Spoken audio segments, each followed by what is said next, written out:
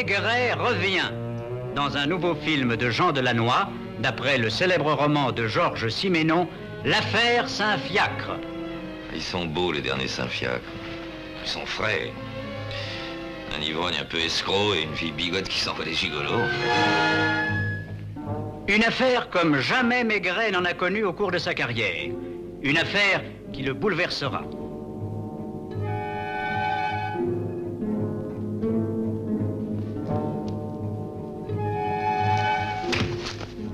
Votre maman est morte ce matin à la première messe.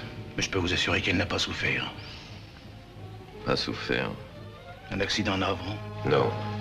Pas l'accident, un crime. Un crime que j'étais là pour empêcher. Qu'est-ce que vous racontez là? Vous êtes fou?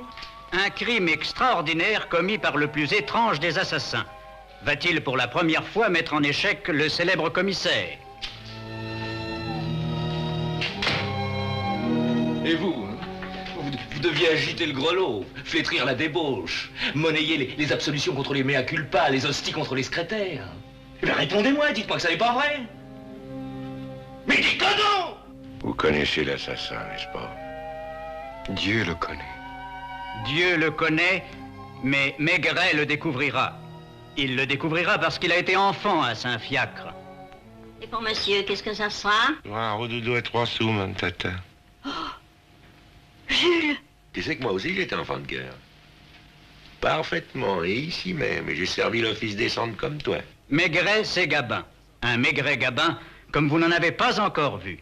Ben, au fait, vous qui êtes d'ici, vous le connaissez peut-être, Sabatier, Lucien Sabatier. Oui, ça me dit quelque chose. C'est pas un petit brun? Si. Il travaille pas dans un château des environs? Oui. Paraîtrait même qu'il saute la châtelaine. Enfin, c'est peut-être des ondits. Tantôt souriante et tendre. Je me souviens d'un homme à moustache qui m'a souhaité la bienvenue, votre père. Et d'un petit garçon aux yeux bleus qui me regardait. Vous sentiez l'eau de Cologne il y a 10 mètres. Oh! Je m'en étais inondé. Vous êtes ferré sur Louis XVI? Oui. Moi, j'adore. J'en veux partout. On en mettra dans l'entrée, dans le living et plein la chambre. Un lit Louis XVI, c'est quand même autre chose qu'à cosy. Tantôt bouleversant de violence. 5 millions, c'est une bonne affaire, hein? Tellement bonne qu'il fallait pas que la pauvre vieille revoie son fils. Parce qu'il est peut-être pas brillant, le fils. Mais il n'aurait certainement pas laissé faire ça.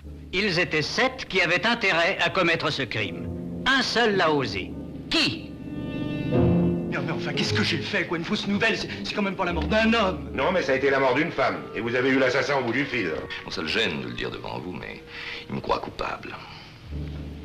Entre nous, vous aussi, non? Vous avez un genre qui ne me plaît pas, Lulu, mais qui pourrait plaire au juge d'instruction. C'est pourquoi je vous conseille de mettre votre avocat en veilleuse et votre montre à l'heure. Une interprétation unique. Vous entendez? Elle se lève. Je suis pauvre et je suis roturier, donc suspect. Je connais la police. J'ai pas peur. Enfin, pas vraiment. Non. L'état de Madame de Saint-Fiacre était grave. Je vous en prie, faites les taire. Nous ne répondrons pas aux vagues insinuations d'un rebouteux. L'affaire Saint-Fiacre.